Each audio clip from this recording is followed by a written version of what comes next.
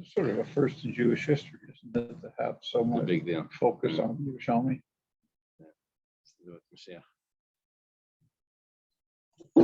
Okay. Let's see. We're holding Daf Yud Ches, page 18. We'll start 4 lines from the top. Okay. Thank Hashem that we're able to learn every day. We're learning immediately. Okay, so we mentioned an interesting machlokes between Rav Huna and Shmuel. Someone says twice, "I'll be a nazir." So if a statement was, "I'll be a nazir today and I'll be a nazir tomorrow," then everyone agrees that that works, that he's a nazir twice. But if he said, "I'll be a nazir today," and then he said again, "I'll be a nazir today," so Shmuel says that works, and Rav Huna says it doesn't work. It would only work. It only works if he says, "I'll be a nazir tomorrow," because it's like a little over. There's a little area for it to take effect. So then he says it will take hold. The second Nazirus. Well, we asked a few questions on Rav Huna, and now we have another one. It says Masiv Rav Hamnuna. Nazir Lahazer says, this is a pasuk. The pasuk says, Ishki Yinder Neder. How does the pasuk go? Do you have it in the thing?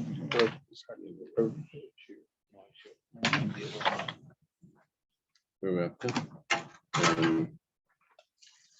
Ishki Yadar Neder. Top. So, Ishki Yinder Neder Lashem. No, it's a different pasuk.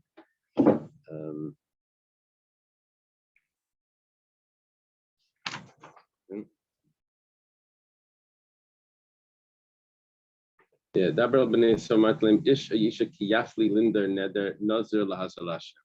Pasuk says kiyafli when he will specify, express linder neder, take this vow of nazir, of a vow of a nazir lashem.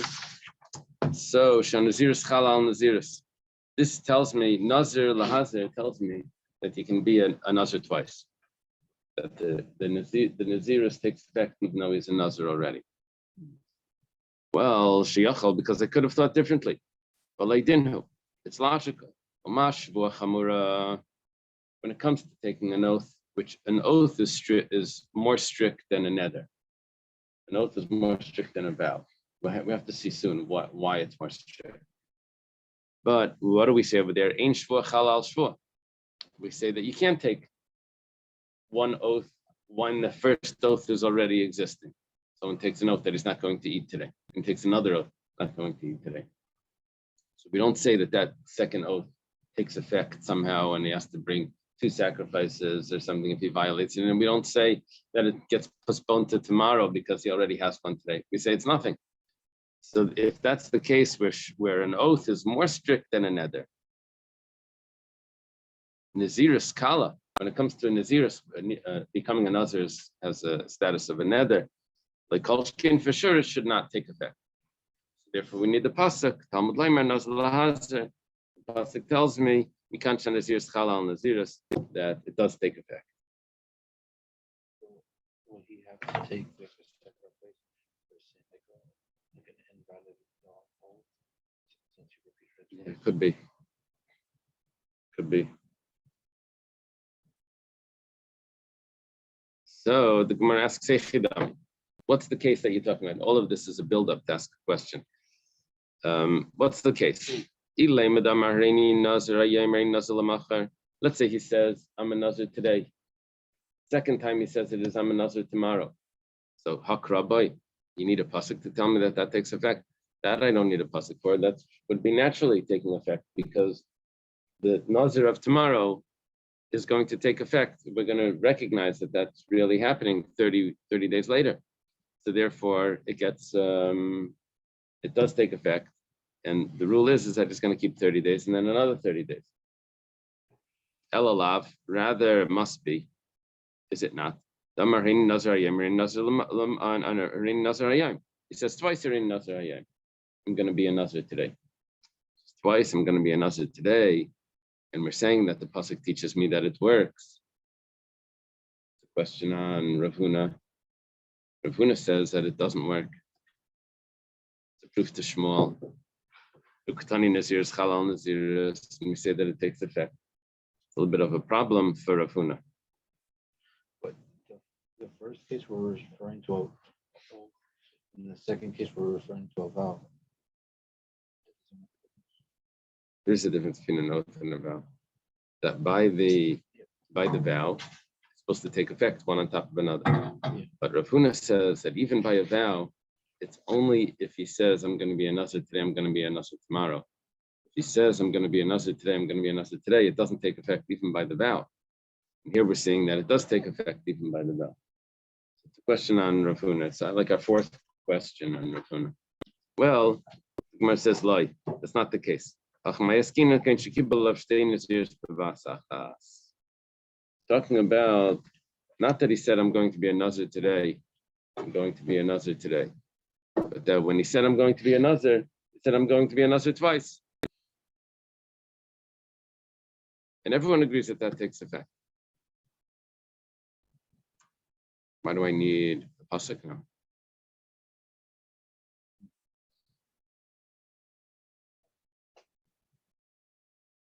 Okay, it's a good question.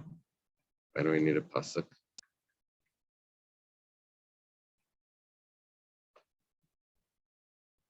That's the Ran asked that question. And he says, if not for the pasuk, I would have thought when he says I'm going to be a nazir twice, that he means 60 days. And at the end of 60 days, he's going to bring a sacrifice. Comes along the pasuk that tells me, no, he has to bring a sacrifice after 30 days. And then he starts again for 30 days. The pasuk is teaching me that it's actually two separate nazirs, not one long. One long nazir. Simultaneous, which means he says, I'm going to be a nazir twice. But it's 1 30 day and counts as both. So what it means simultaneous, it means as opposed to saying, I'm going to be a nazir, and then a few minutes later he says, I'm going to be a nazir. That's not simultaneous. But if you would say, I'm going to be a nazir today, I'm going to be a nazir today, that's not simultaneous. If he says, I'm going to be a nazir twice, so then that's they're calling simultaneous. They're translating b'vasachas as simultaneous. At the same time. Okay. The Ran now. What if he gave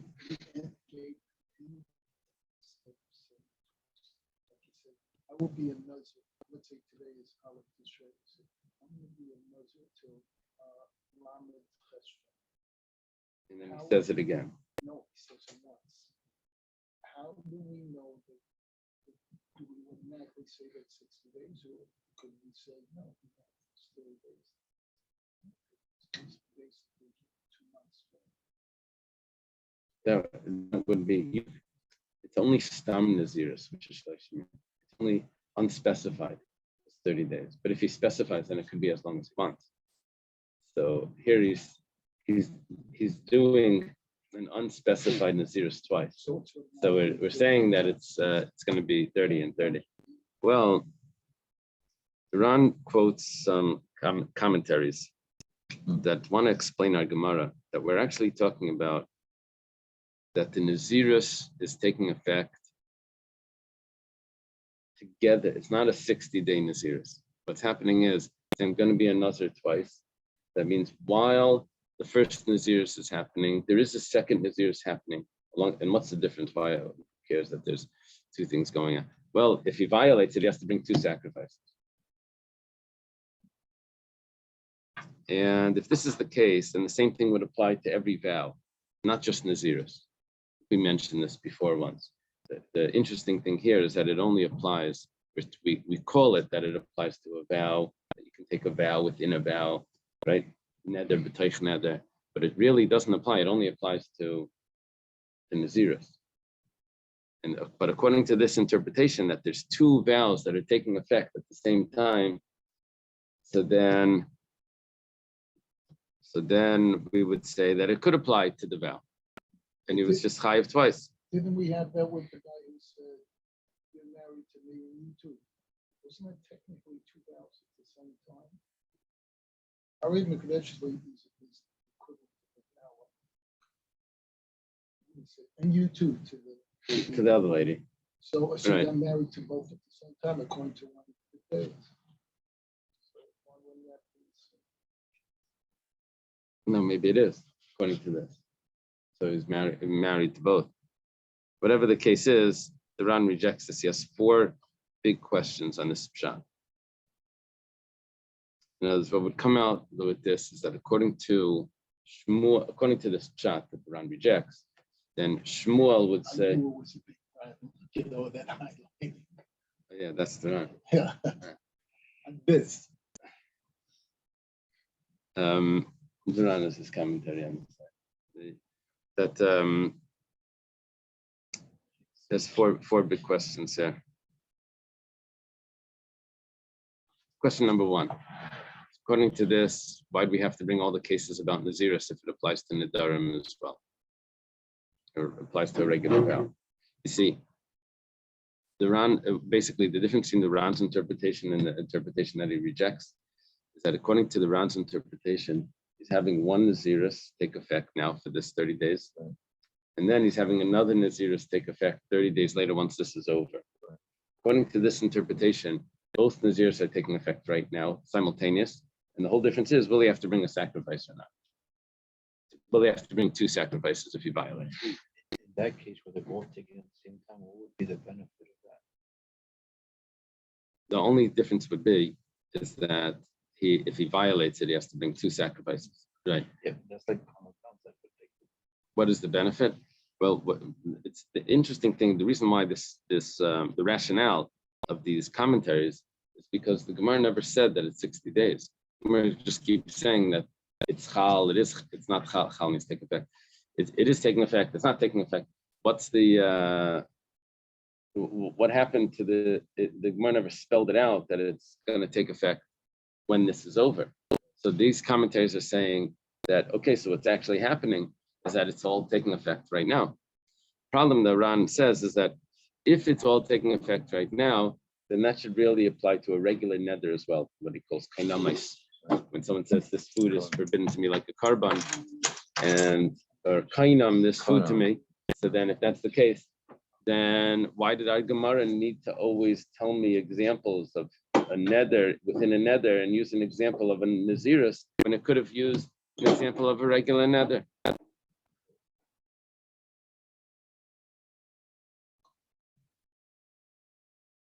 He goes through a bunch of other questions. He concludes that obviously the way I said after his 4 questions, he says the way I said earlier, that's the real pshat. Okay. To add one more point, an important point from the Ran.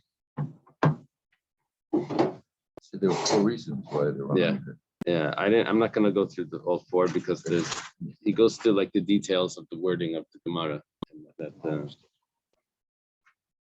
Well,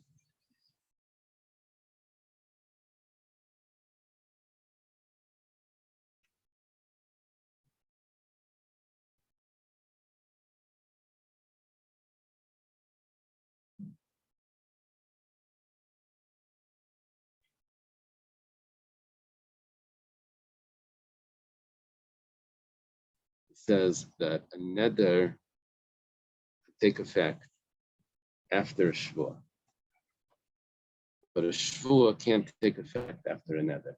That's a very interesting point. Someone takes an oath, not going to eat this bread. Then he makes a neder, this bread is forbidden. He says that when originally he said, I'm not going to eat this bread, so that was an obligation on himself. When he says this bread is forbidden to me, he just did something different. He just said that the bread has a prohibition.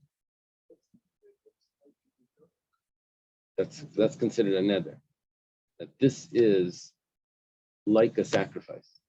It gets on a certain sanctity. Yeah, actually, I think I saw in the Rambam recently that it's if he does violate it, he has to bring a korban meila because it's considered partially a sacrifice. If it would have been I'm not sure exactly. I don't know the details of that. But anyway, let's say he does it the other way. Let's say he says, this bread is forbidden to me.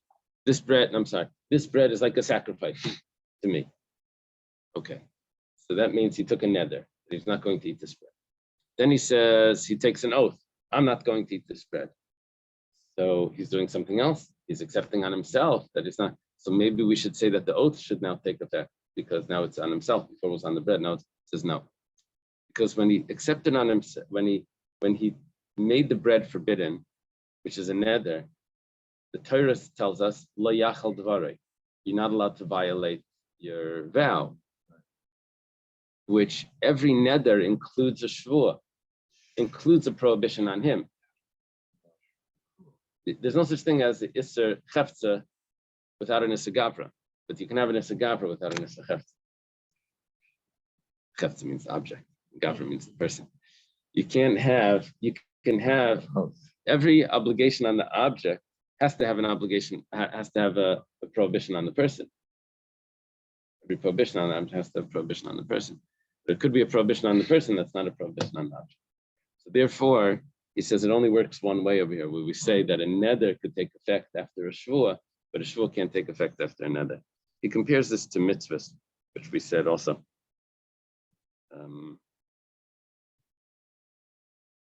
That's what Baruch Hu says. No, that is the Ran's commentary on the Gemara that was quoting Rav Nuna. All right. Now the Gemara says, "Umay chumra d'shvuah mi neder." Originally, when we got into this, we said that we need the pasuk. Because if not for the pasuk, then we would have thought that a neder can't take effect after another neder. Why? Because by a shvuah, which is more strict than a neder, we say that a shvuah can't take effect after a shvuah. The naziris, which is more lenient, should for sure not take effect. So we need the pasuk to tell me that it does. We said, what was that stringency that you mentioned in passing, that a shvuah, an oath, is more strict than a neder? In Mount Sinai, we took an oath. Yeah, an oath. And then we could stack our vow on top of the oath.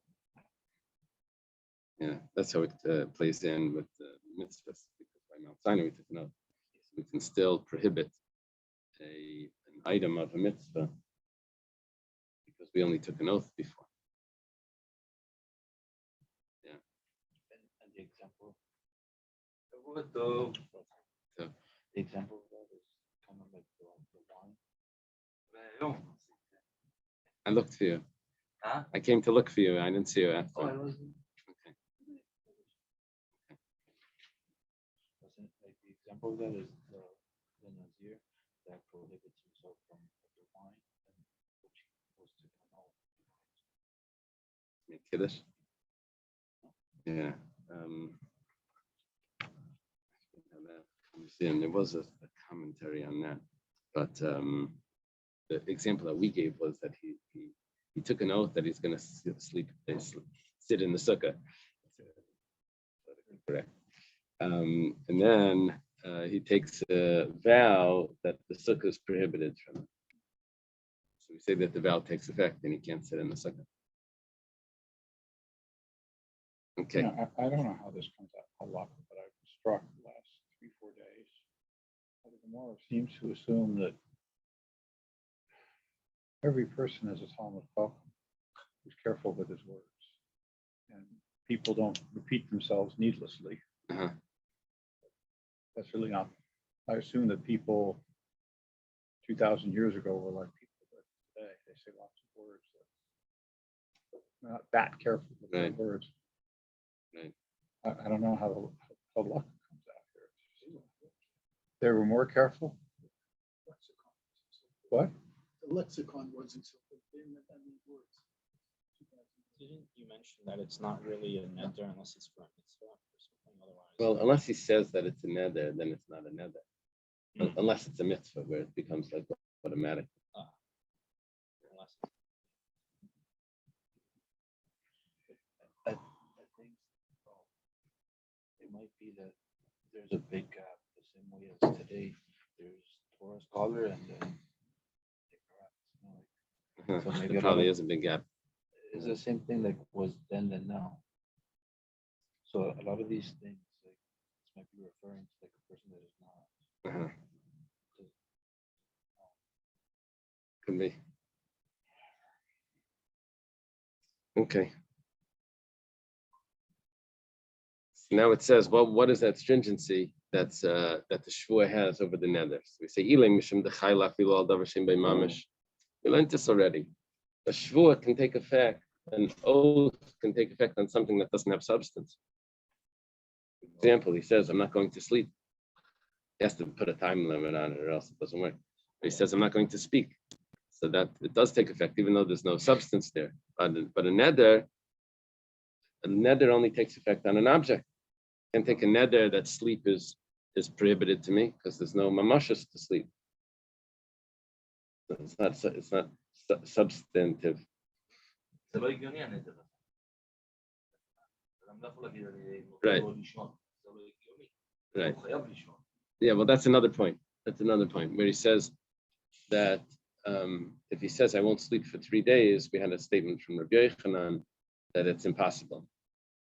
But here we're not saying because of how long it's impossible for. But here we're saying, is it a substance? Is it a mamashas, or is it higioni? It's not just higioni. It's an action that doesn't have a substance, a mamashas. So he says, I'm not going to speak. כלומר, הנטל גם צריך להיות דבר הגיוני. The nether has to be on mamashas. It has to be something a davar gashmi. Okay, so but the problem is if that's the chumrah of shvua, so then let me tell you in the opposite of that, a nether has also nether nami chamash kein chal ala mitzvah kirishus. Person can make a nether about a mitzvah as if it would be something that was voluntary. So the example that we gave was with the sukkah. So someone takes a vow, a shvua, that he's not going to sit in the sukkah. Doesn't take effect because he already swore at Mount Sinai that he will sit in the sukkah. But if he makes a neder that the shvua is usher, that the sukkah is usher to him, then the sukkah becomes usher. So you see that there's a stringency in neder over shvua. So if you're just going to tell me shvua is strict, well, guess what? Neder is also strict. and that there's more strict, you're saying, than the shul? And each one has its own. Oh, each one has its own strictness. Yeah. Rather, it says by the shvua that Hashem won't forgive someone that violates the shvua. So that's the stringency of shvua. So when we originally brought this up, we said that a shvua is stricter, and nevertheless you can't make a shvua after another shvua. That should tell me for sure that you can't make a nether after another nether. Comes the pasuk to tell me that you can make a nether after another nether. What was the pasuk? Nazar lahasa. Where it says, I think, in Torah that Hashem is not willing to forgive. Right. I think it says it once in Subin. Well, it says kila yanaka someone that swears falsely, Hashem won't forgive. In the Ten Commandments. So, right? It says, Commandments or you give them we. No, the Ten Commandments. What about anything else? The ones who not care or you're not care? That's well. How do you know that's talking about? What? I never knew what that was. Okay, so the Gemara asks. The Gemara, I think it's Rosh Hashanah. The Gemara says, "What's naka lo yanaka?" So that says that it forgives those that do tshuva. Menaka l'shavim. Ve'ena menaka l'sheina shavim. They don't do tshuva. Different interpretations of what that means, but I think I saw in the Maral that it means that a person can do tshuva partially and say, well, for this sin I regret, this sin I don't regret. And that is according to that pshat, it will work. Yeah, I don't know if that's the pshat according to the Alter Rebbe. The Alter Rebbe says that tshuva means that b'mitzvah samelach in the first parak of the Gersa tshuva. That means that a person has to do tshuva with accepting that he'll never do anything. It's not just like a self-help. I'm stopping this, but I'm not stopping that. He has to accept Hashem. Tshuva means accepting Hashem, and then for that, how does it work that he does tshuva for one thing and not for something? It has to be complete. So I'm not sure how the Alter Rebbe is going to explain menaka. No, then he has to do it as people. The person that did tshuva is atoned. Ein Shavim is the person. It's on the person, not on the. We once discussed the fact that a guy is someone in the basement. I don't know if you discussed that. They're supposed to accept all Right, tolerances, and yet we know that They they only might one at accept a it, time. but they're really not planning on doing it and coming yet. Just out of human nature. They know. Right. I mean, for that, look, we know they're ahead of time. That's why it's Gula. Yeah, the way it works with accepting Torah as a convert is that they accept the entire Torah. What they're going to be able to fulfill today is they've accepted everything. Today, there's only a certain amount of mitzvah we fulfill, but okay, but they've accepted everything. If they violate something because of a mistake or the Yetzer Hara, okay, but they accepted everything. If lechatchila originally they know that there's one thing I'm not accepting, the whole thing is nothing. That's what I mean. Yeah, the whole thing is nothing. I think there's like a halacha that if the person doesn't keep, like he said, for 1 year, everything, like it becomes null. Yeah, it's not exactly like that, but that would be the way the Bestin would know that they weren't really sincere. Okay, let's go further. Someone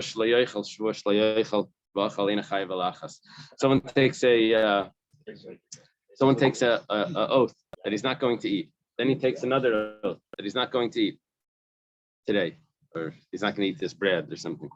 So then, even though he said it twice, but he's only chayav once, because we said a shvuah doesn't take effect on another shvuah.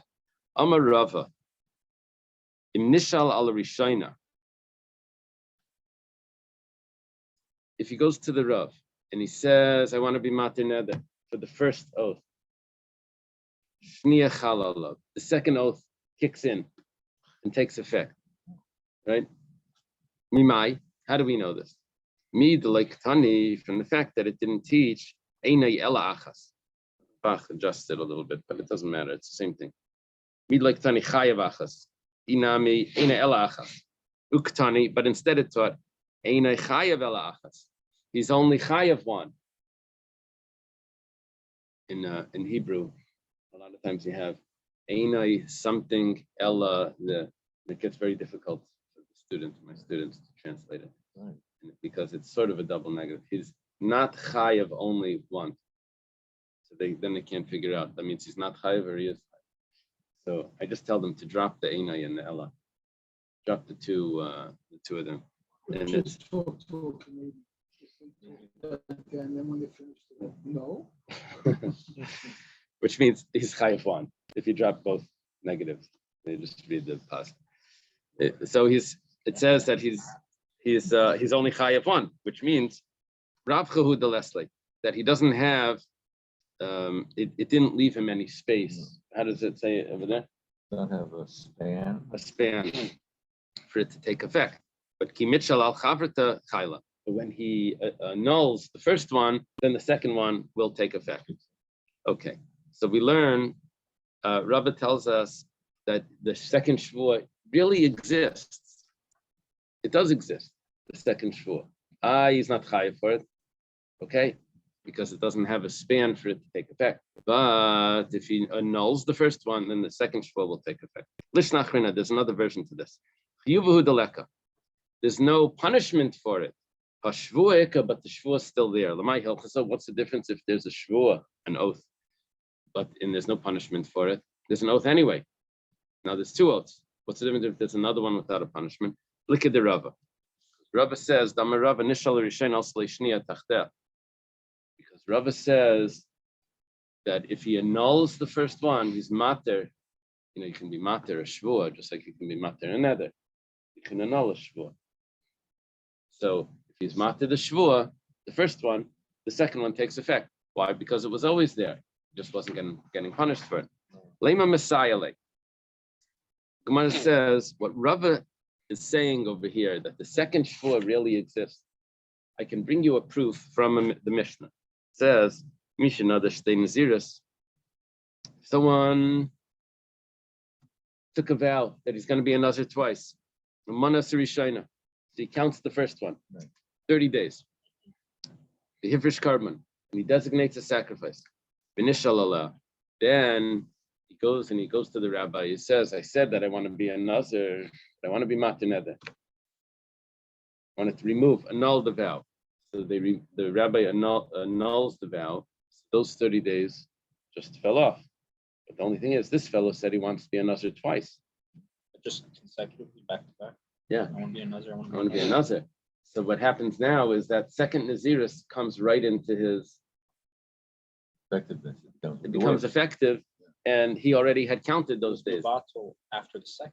No, he was Mevatel the first. Person. He was Mevatel the first one after he already kept it.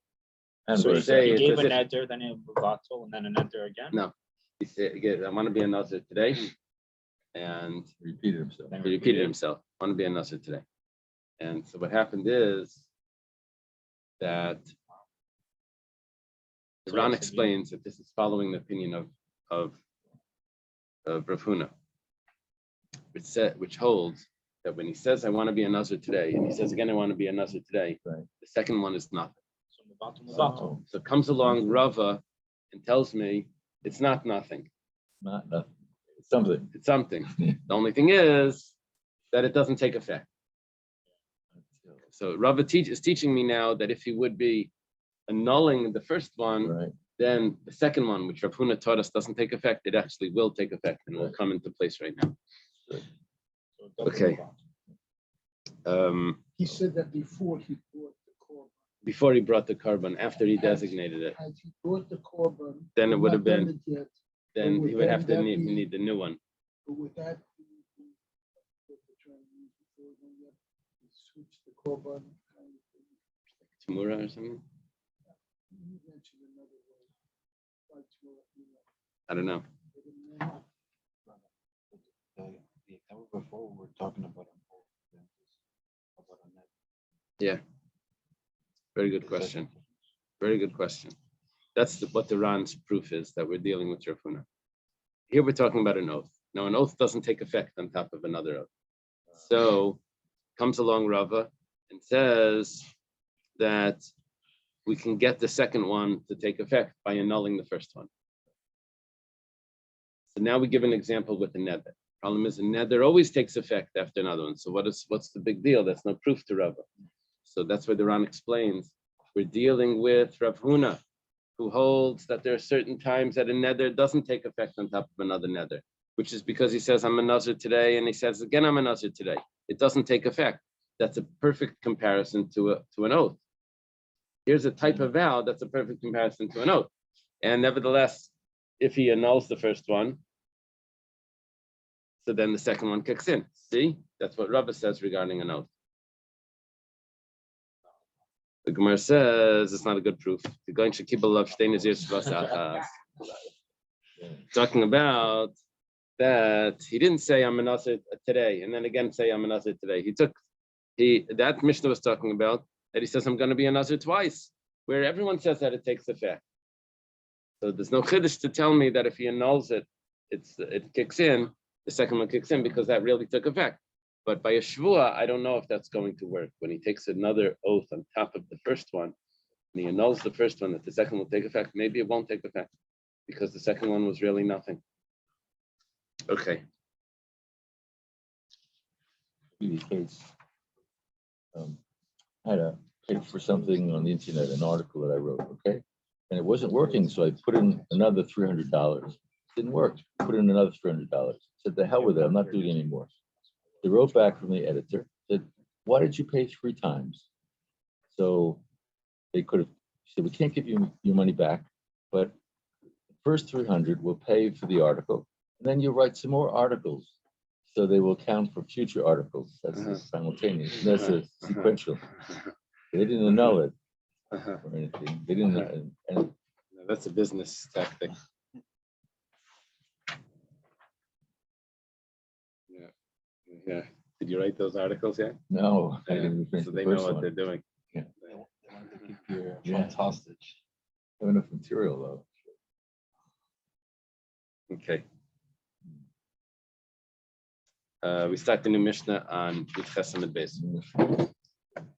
So far, someone says, take an oath, that I'm going to be a Nazir today, and then says, I'm going to take this and be a Nazir on the 19th of Teshvan. Those, does the particular language make a difference? Has that been discussed? That's going to be a problem. We didn't discuss that because we wanted it to say, I'm going to be a Nazir today, and then I'm going to be a Nazir today, according to Shmuel, is Only that, identical expressions. yeah, that it's going, it really means after this is over. But if he puts a date on it, I don't know. Maybe it's the same thing. Maybe not. I'm not If he sure. puts a date on it, he gets the first one he knows, and the second one started from the Right. first day. Right. Right. So Right. he'd still bring, I would think he'd still bring one korban, when it's over, Right. If he annulled it. if he Did knows you the know first Right. one. If he annulled the first Did one. you annul it? He's asking, This, No. would the second That's what one I take don't say effect anything. in 30 days, What we even though learned he the said last the month. 19th of Cheshvan? so today, the 19th, Uh-huh. right. So what's the difference if he says 19th. today, So which it happens to be the Right. 19th, or if he says the 19th? That's the No, whole no, no. question. Well, when you say About- today twice, Like, what does that Mine mean? is about So we're somewhat assuming careless it's one and then language. the other. But if he says twice, not one is a careless. Why does backup somebody plan, hey, need to just in have case I know my the same first. There's day. another shot. That could be that when he says today, he means today. When he says today again, he means today. The only thing is, since he can't do both at the same time, so we'll get to push postpone. So the same thing would apply if he says the 19th, today and the 19th. But the 19th is specific. I know, but so is today is These specific. aren't really Today is also accidental, today. these are But But intentional why does he keep it repetitions. later? Because it just gets postponed till this is over. That's it, they don't know what it is. I don't know. That's what I'm saying. I don't know the But I answer. don't More think he's throwing about. the date. Uh-huh. The date is, medallion. Okay. Maybe. Stam Nedarim, an unspecified nether, is lahachmer. In other words, we don't know, it's ambiguous. We don't know what he means. We're going to be strict. Upirusham. But when he does specify lahakal, then we'll accept it and we'll go lenient. Kate said, let's get an example for this. Amar like basar maliach. He says, I'm accepting on myself this. It should be like salted meat. Salted meat would mean like the meat of a sacrifice that gets salted on before it gets brought on the altar. Ki yayin nesach, not yayin nesach like for an idol, hopefully, but yayin nesach would be wine that's poured for the sacrifice, which is again a carbon. So im bishel, I'm supposed to say that. Im bishel shamayim nadar, if it was referring to a sacrifice, then it's aser. But however, im bishel avodas kechavim nadar, but if it was referring to an idol, that's going to be mutter. Now, why? Because a person, when he takes a vow and he does a comparison to something else, called these matvis, he says this should be like this. Not typhus means to grasp.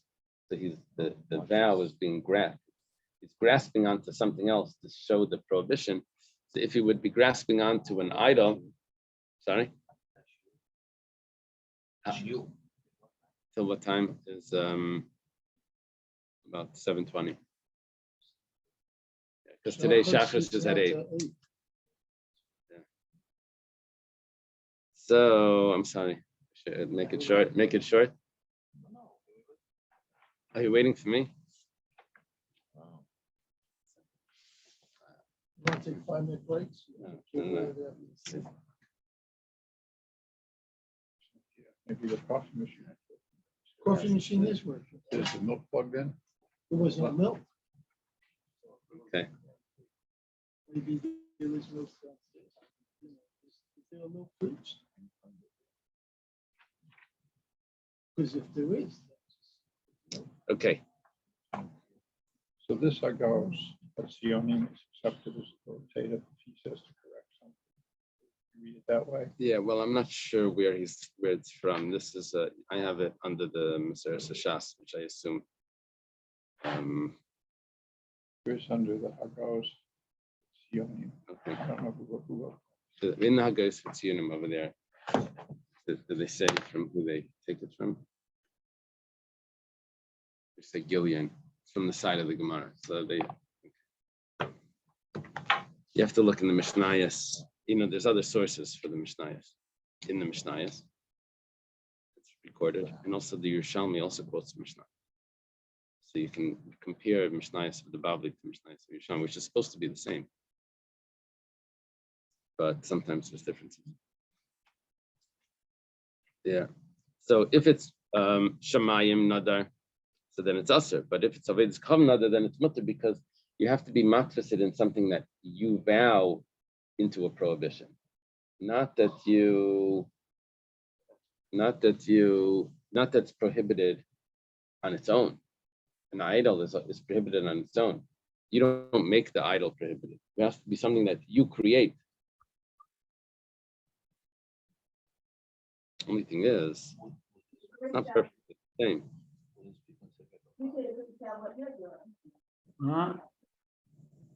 It's not perfectly the same because an idol, granted, is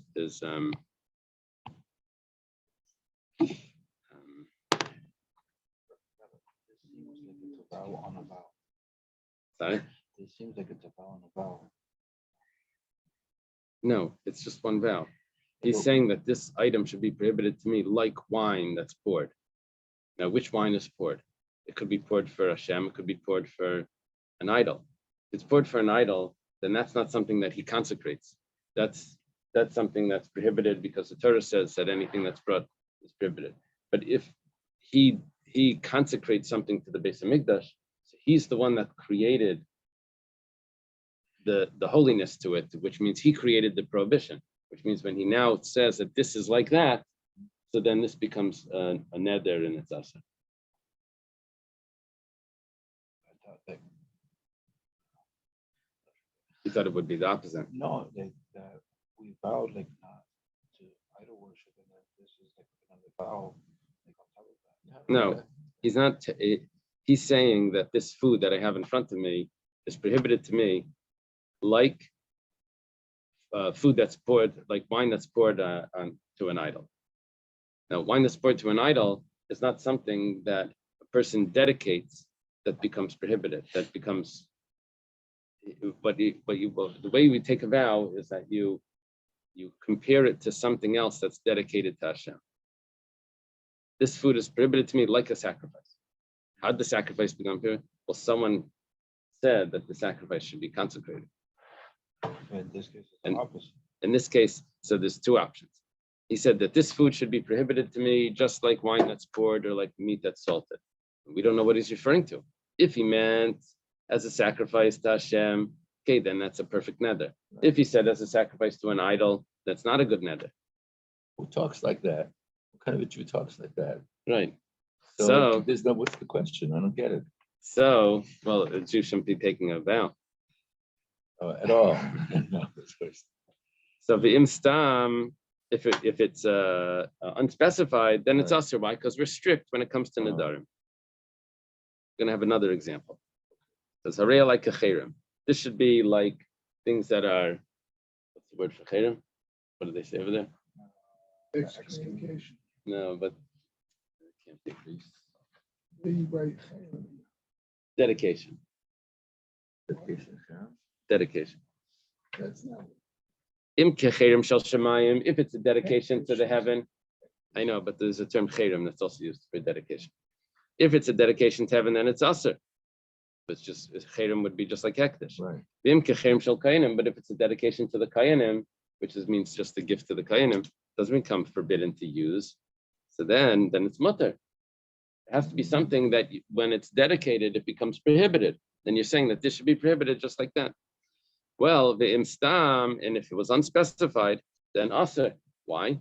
Because in neder we're going to be more strict. Harei like kamaiser. This is on me like a tithe. tithe could have two meanings. Imka behema, if it's the tithe of the animal tithe, what's the rule of meiser behema? It's a regular carbon. So then it's aser. Imka meiser behema, another, then it's aser. But if it's of a granary, then it's of which means of grain. Gairan is grain. So then it's going to be mutter. Then it will be permissible. Why? Because meiser of grain does not become prohibited. You have to give it to someone, a Levi, but you can eat it. But you can't Makadish it. You That's can what invite you talking over and about you could now? eat it. So it doesn't become prohibited. It's not truma. Truma becomes prohibited for anyone other than the kohen. But meiser isn't like that. Let's see what's going to be by truma. Vim stam, and if it doesn't specify, then it's aser, because we assume that what he meant is meiser behema, the animal type, which that's the sacrifice. Now we go to truma. Area like a truma. So it's going to be like truma. Im truma salishka nadar. If he meant to say truma salishka, which that's the coins that go to the temple, which those with them is bought the sacrifices, then it's aser. Vim shel gairin. But if it's just the truma from the grain, which that goes to Kayanim. And I know that a Yisrael is not allowed to eat it, but that's not enough to make it into a sacrifice, to make it as if it's a sacrifice, because it's still permitted to the Kayanim. Doesn't really get that holy. It's Kayanim are allowed to eat it. So if that's the case, then it's going to be mutter, dim stam. But if it's unspecified, then it's also because we're always going to assume the worst. We're going to assume the strictest. That's not the worst. That's not the worst, but then it's also. Oh, yes. Divrei Rabbi Meir, the words of Rabbi Meir. Rabbi Yehuda says, "Stam truma bi Yehuda asura." Oh, my gosh. Depends where you are. If you're in the territory of Yehuda, which that's where the Beis Hamikdash is, then it's going to be asura, because over there, when you say truma, you mean the truma salishka.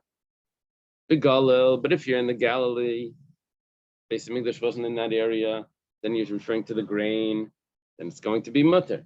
The people of the Galilee, they don't even recognize the concept of Truma Salishka.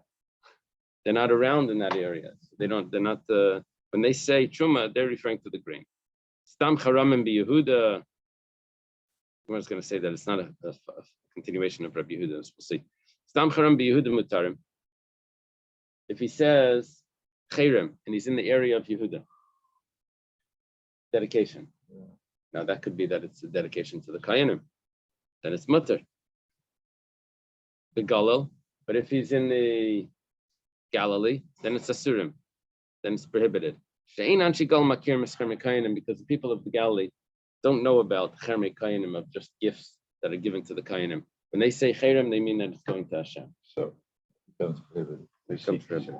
in this mission, Rabbi Yehuda is now taking account of circumstances to interpret what people mean. Right. But up until now, he wouldn't take account of the circumstances of people, back to my earlier question, being careful or not careful with their language. Right? He's very strict before. Right. Now all of a sudden he's willing to say, oh, well, this is just the way people here talk. Yeah. See what I'm saying? Yeah. So I think the way it works is that in a contract, everyone agrees that the language is very important. And you have to be careful to make sure that it's not just the way you talk, it's the way, what's the common language that would be used. When it comes to a neder, we're looking at it like as if that's like contract type language. What exactly did you say? And then if this is the way that people talk, then that's going to be, unless you specify that that's not what I meant. But when it comes to annulling all of this, you go to a chacham Okay. and you want to annul all this. It seems to me that would have to be a factor And how it's annulled. in whether or not the chacham is going to annul it. Oh, I mean, depending on if it took effect. Depending on who's saying it and what they really No, when mean. it comes to annulling it, so then it has to do with the charata. Did you regret? What did you know originally? Did you realize that this was going to be this difficult?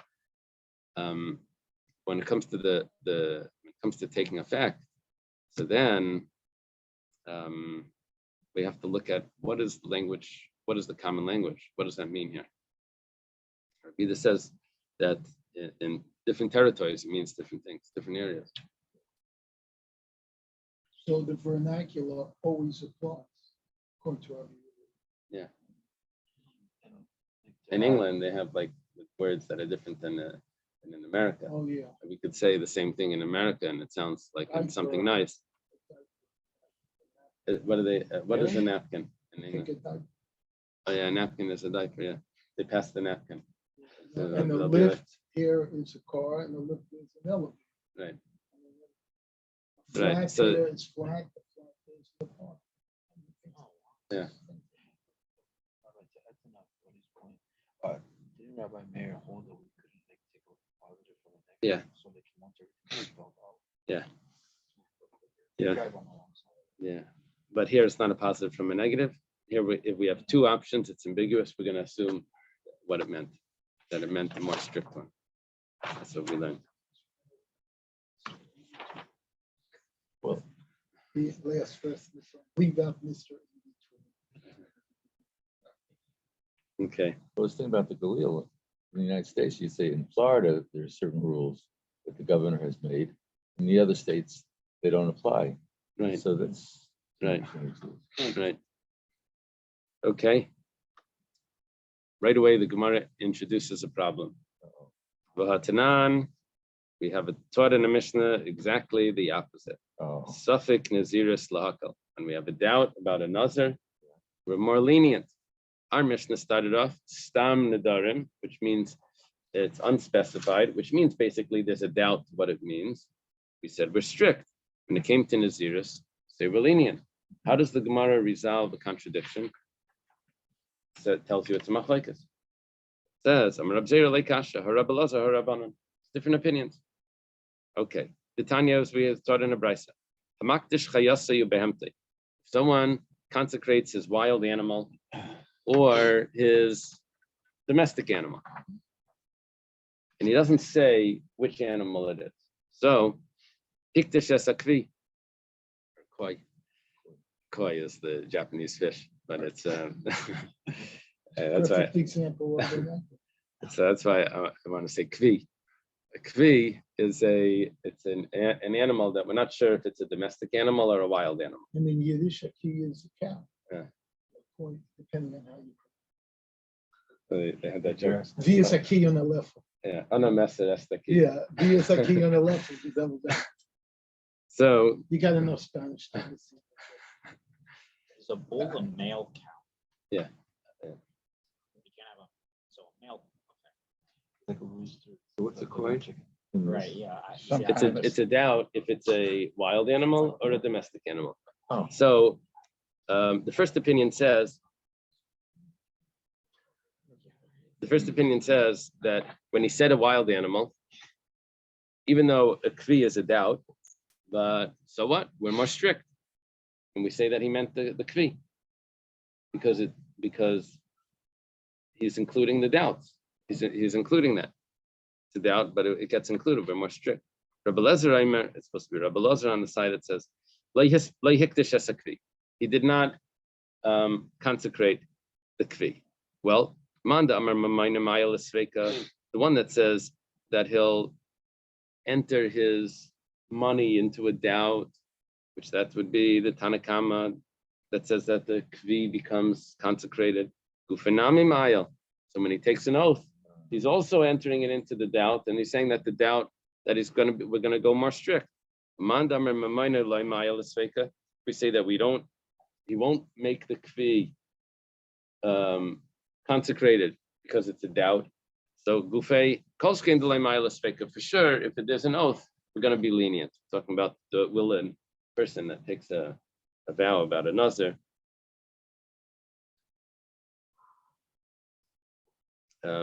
Will he become a nazir? Why don't we apply the cloud like Suffolk derived? Yeah, very good. Nobody's mentioned. Very good. Very good. It's going to come up. The question is here, when there's a suffix naziris,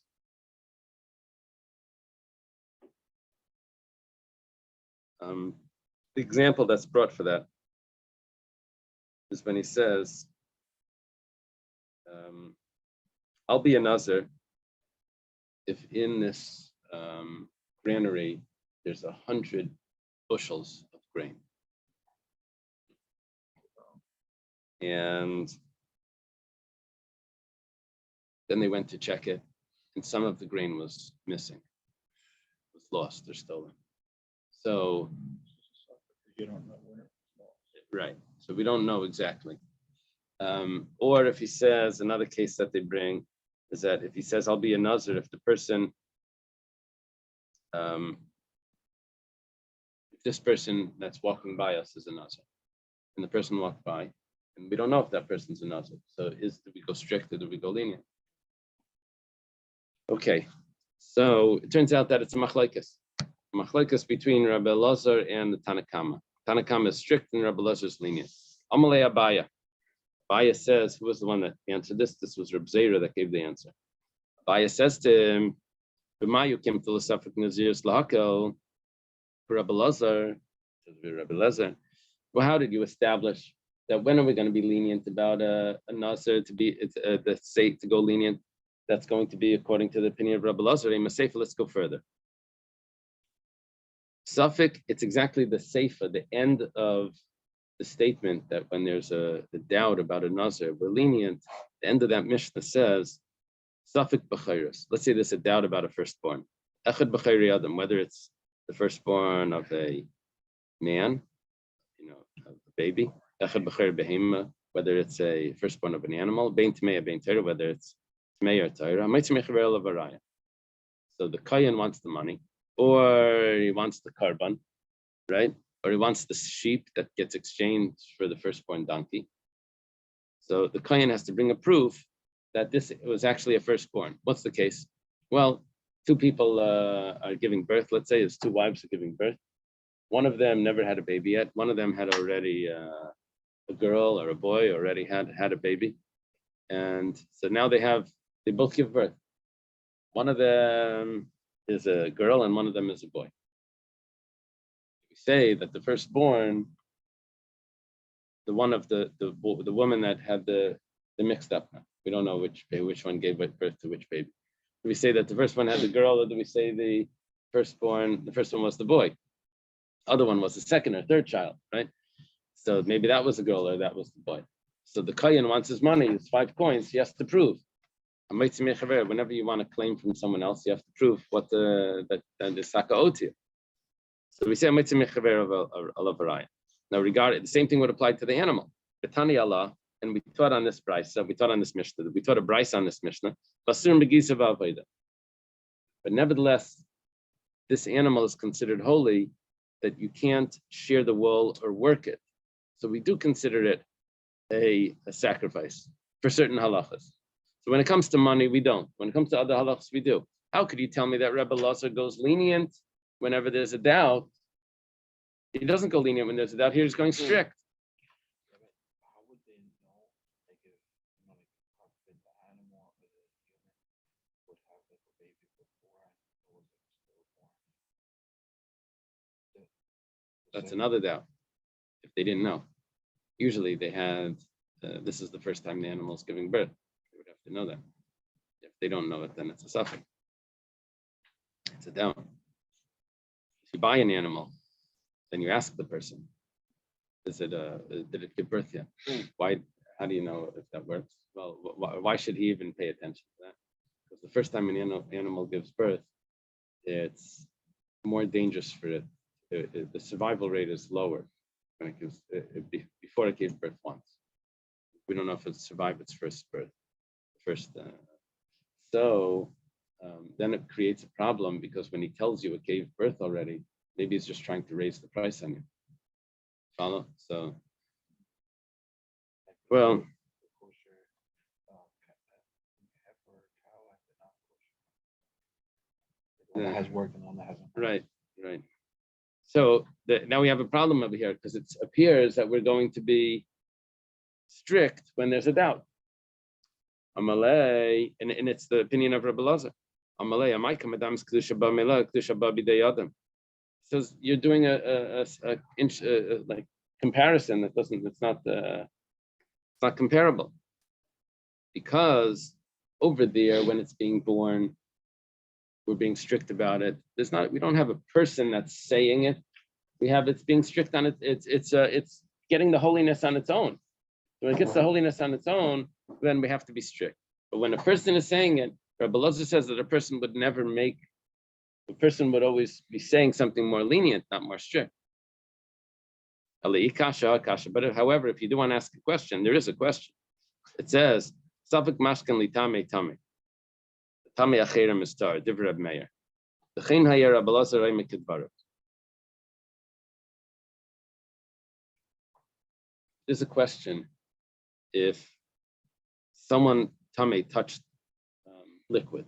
Now, liquid minatayra doesn't become tame, but midrabanan it does become tame. So, if someone touched the liquid, we're not sure if he touched the liquid. So, regarding the liquid itself, we'll say that it does become tame.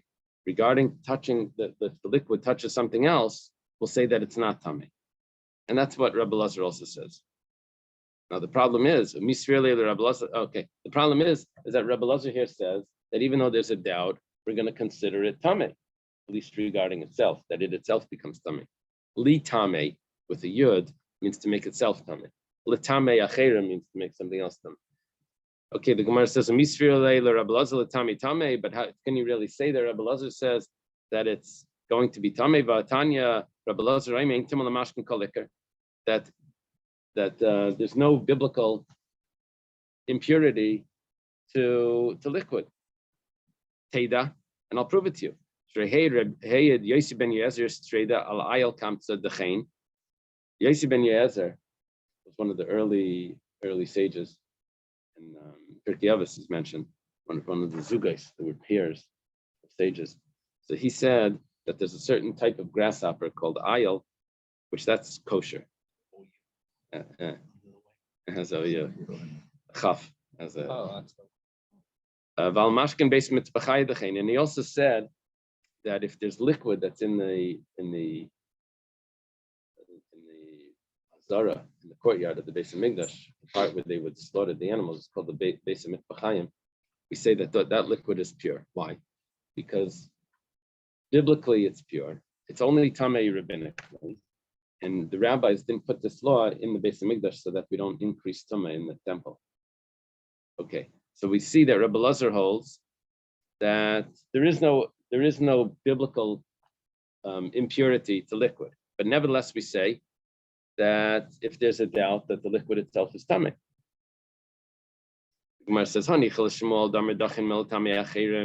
you want to say that we say dachein means tahar, that it's pure from making something else impure, from making something else, it's pure from making something else impure. It means it doesn't have that capability. So fine. So then we're saying that Rabbi Elazar holds that it's impure. But it is itself impure, then fine. How could Rabbi Elazar say that we're going to be strict about liquid when it itself is only rabbinically prohibited, and when there's a doubt, we're going to be strict? When Rabbi Elazar the whole time was saying that when there's a doubt, we're going to be lenient. Here, liquid is excluding wine No, I think it would include that as well. because the wine comes impure now. How? If say the Gentile touches the Well, that's a wine, different type of thing. Oh. That has to do with maybe he poured the wine for an idol, and then there's another decree that not to drink wine with the Gentile, so we don't marry their daughters. But I thought that the Gentile's not supposed to touch He's not supposed to touch the wine, but it doesn't have to do with the laws of impurity. They were dealing with the laws of impurity, which is only applicable in the temple time. Sorry, I get it. So that's fine. So the Ran goes through over here an interesting problem. He says we have contradictions in Rabbi Elazar, but it has nothing to do with the way we answered our question on Stam Nedarim. We have the contradictions anyway. We have Rabbi Elazar saying that a kvi doesn't become consecrated, and we have Rabbi Elazar saying that the the suffix bechar does become consecrated. And we answered that up. We said that there's a difference between kedusha b'me'elav, but we have another problem with Rabbi Elazar saying that it becomes tamei, that liquid becomes tamei. Contradicts what we said about the kvi. Ran asked this question.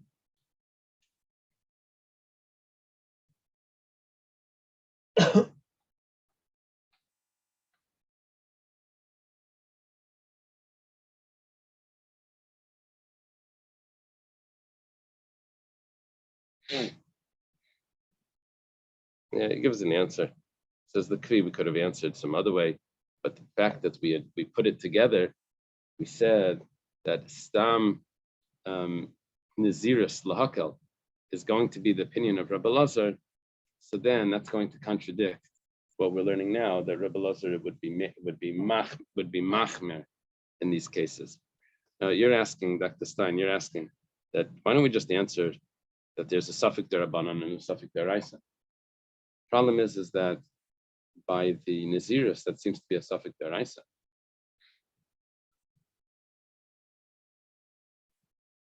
How could he be lenient about that? Ella, the Gemara now answers, we say, Rabbi Yehuda bar Reb Shimon. We thought that we could get out of the contradiction between Stam Nedarim Lahachmer and Stam Nazirus Lahakel, and an unspecified neder, unspecified vow, we said was strict, and an unspecified Nazirus, we said was lenient. We thought we can get out of that contradiction by saying that one is the opinion of Rabbi Elazar and one is the opinion of the sages. They say that was problematic, and we have a new answer. Rabbi Yehuda v'Rab Shimon. It's a different machlekes. One is the opinion of Rabbi Yehuda, one's the opinion of Rabbi Shimon. The Tanya, we have a brisa that says like this: Areini nazir miyesh b'kriyas me'akur,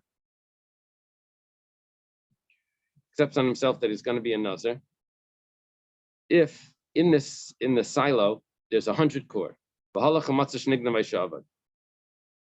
we go there and we see that there isn't 100 core, there's missing. Why? Because it got stolen or it got lost. Rabbi Yehuda Matir, Rabbi Yehuda says that it's fine. What's the suffix? I guess the suffix is when it got lost.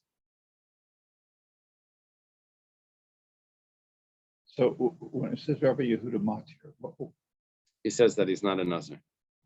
he frees him from the vow. Rabbi Shimon Eiser, and Rabbi Shimon says that it's prohibited. Why? Because of the doubt. Because of the doubt. So it turns out that Stam Nedarim Lahachmer would be the opinion of Rabbi Shimon, and Stam Nazirus Lahakel would be the opinion of Rabbi Yehuda. Okay, that would be an answer. Mar says, "V'ramir de Rabbi Yehuda ad Rabbi Yehuda." We can ask a contradiction: Rabbi Yehuda and Rabbi Yehuda.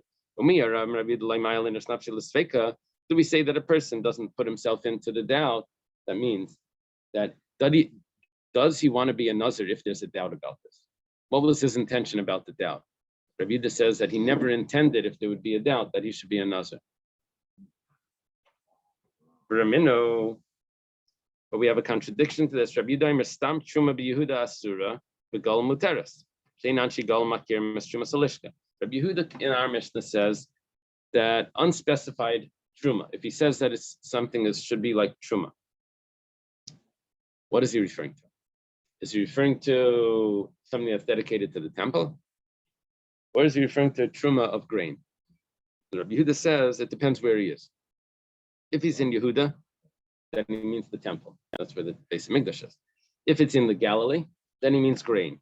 Now, Rabbi Yehuda explains, because people in the Galilee don't recognize the concept of Truma Salishka. Taimade Makirin. What's the reason why it's considered mutter over there? Because they don't recognize. We're on top of 19b. Ha-Makirin, but if they would recognize a Surin, even though he didn't say that it's Truma Salishka, he just said Truma, it would still be. You see, now what we're seeing is that if there would be a doubt,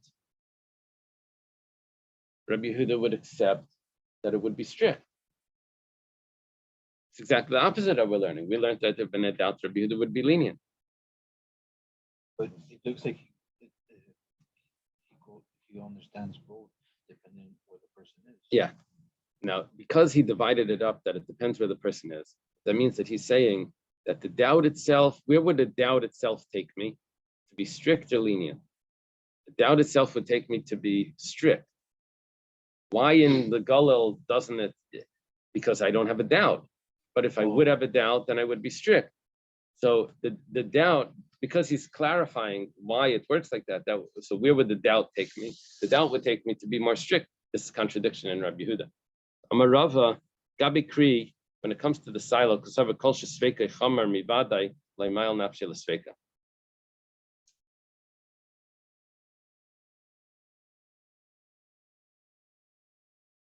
Works like this. What would a person rather? Would a person rather be a nazir? No, I have a possibility that maybe he's a nazir. Maybe he's a nazir because there's a doubt there. Now, what was his intention regarding a doubt? He never. This is how people get into argument when they make a contract, but they don't take every possibility into account. Let's say there's a doubt. He took a vow. What did he mean in the doubt? Did he mean that he should also be a nazir if there's a doubt, or did he not mean it? So we say like this: if the doubt would give him into a predicament that he would be much stricter than if it would be a real nazir. If he's worse off with a doubt than with just being a regular nazir, then he never would have wanted to be a doubter. So since over here, it's more strict to be a doubtful nazir than a real nazir, so then he never wanted to be a nazir in this case because it's a doubt. Why? So the dilu gabi nazir, when it comes to an actual nazir vadai, when it comes to if he's a definite nazir, megaleach maybe karban v'nechal. So what does he do? He shaves the head, he brings the sacrifices, and he's able to eat. However, al sveikai, what's the aleph from the Bach? Al sveikai, but when it comes to a doubt, he can't shave his head. Why? Because he can't bring the sacrifices, because we don't know if he's a real nazir. He can't bring the korban chatas. A nazir has to bring a korban chatas besides for an oila and a shlamim. Now the oila and shlamim you could bring, because you can say, if I'm a nazir, then good. It's my burnt offering and my peace offering for the nazir. If I'm not a nazir, then it's just a donation. But a chatas that doesn't come for a donation, he can't bring it. So he's always going to be missing one of his sacrifices, which means he's not going to be able to shave his head, which means he's going to be a nazir forever. So he never would have meant that he should be a nazir in that case where there's going to be a doubt. It's a very good answer. Amalei Rav Huna bar Yehuda l'Rava. Rav Huna bar Yehuda says to Rava, Amar Harein Nazarei Lamai. Let's say he knew that he was never going to be able to shave his head anyway because he said Hareini Nazarei Lam. So now the doubt is no worse than that. So maybe now, when there is a doubt, Rabbi Yehuda would agree that he should become a nazir, even though he'll never be able to shave. Because what's the option? A real nazir, he also can't shave because he took a nazir olam. Usually we said a nazir is 30 days. A nazir olam is a nazir forever. If he says I'm a nazir forever, so then it would be the same thing, a doubt and not. It says Amalei nazir olam nami sveke chamer mibadei. It's not true. A nazir olam is more lenient than a doubtful nazir. Why? Dilu vadai. If he would be a definite nazir, when the hair gets too heavy, you're allowed to cut it, you're allowed to trim it. Or maybe shalish behemoths, and you bring the 3 animals. When it comes to a doubt, you're never allowed to trim it, even when it gets too heavy. Amarini nazir shimshon mai. So we say, what about if he's a nazir shimshon? Nazir shimshon was a nazir from when he was born, and over there it's very strict. He was never allowed to cut his hair. So we're saying that a doubtful nazir would be the same as a nazir shimshon. It won't be more strict. So if there would be a doubt, not more strict than being a nazir shimshon. So maybe according to Rabbi Yehuda, he would have accepted on himself to be a nazir. When his hair gets too heavy, he trims it and he brings it to the offerings, then he still continues. He continues because it was a nazir olam. Where's the Delilah come? I just didn't know. Right, Delilah comes in with the nazir shimshon. Yeah. She cut his hair, convinced him to not convinced him. Oh, Got the secret, and then they cut his hair. But did she cut his hair, or did she get someone else to cut it? She cut it. According to this. According to the movie. What's the movie? I think she cut it. So he was never allowed to trim.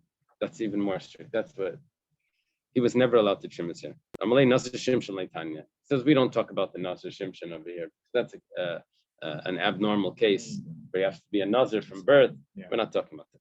Amalei Amar Ravada Barava Tanya Nasir Shimshon. Ravada Barava says we did teach about Nasir Shimshon, and it should be the same law. Amalei Tanya says if that's the case, then you're right. If the person would have taken on himself Nasir Shimshon, and then there was a stipulation, and we're not sure if the stipulation took effect, so there would be a doubtful Nazir, and it's not more, being a doubtful Nazir is not more strict than a Nazir Shimshon. Rabbi Yehuda would actually agree over that to be strict. Ravashi says here Rabbi Yehuda Mishum Reb Tarfani. It's not a problem. This is Rabbi Yehuda in the name of Reb Tarfan. The Tanya was taught in a brisa. Rabbi Yehuda Mishum Reb Tarfani Einachem Men Masel Vishlainit Nizir Salafla. Resolves the whole thing with one go, one concept. All the questions go up. Said the pasuk says, "Ishki Yafli Linder Neder Nazir Lahazir." He has to express that the vow, and he's only going to be a Nazir if he expressed it clearly. There's no such thing as a doubtful Nazir. It has to be 100%. He's following Reb Tarfon, so then that's where Rabbi Yehuda says that it's permissible. Then why do you need a case where it got lost or it got stolen? Any sort of stipulation. We're talking about the grain in the silo. We're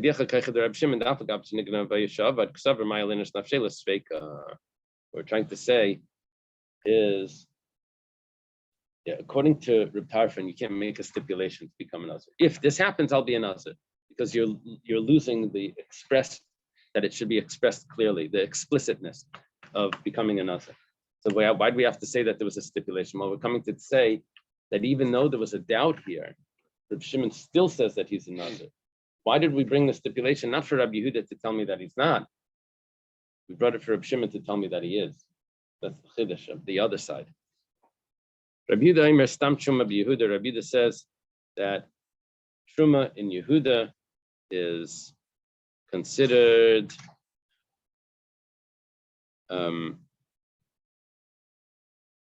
is prohibited, because we think that's referring to the Truma Salishka, and in the Galilee it's permissible because we think that's referring to grain. Then it goes on. Stam Charamim.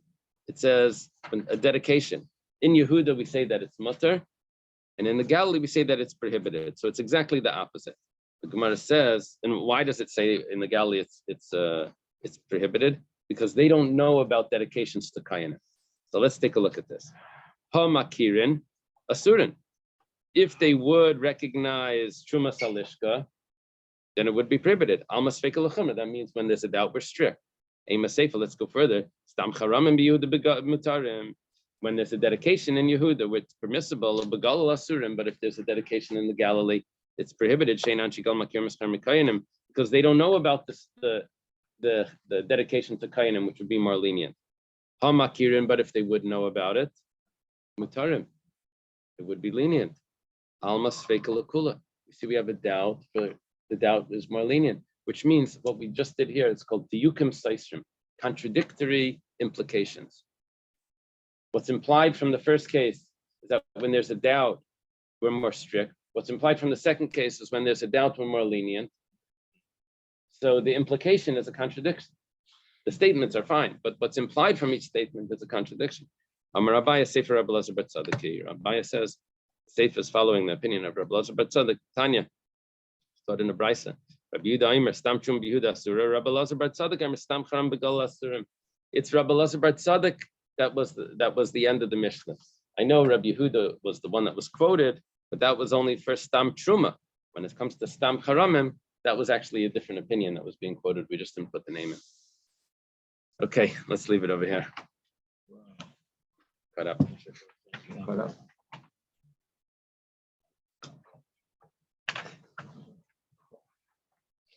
I was reading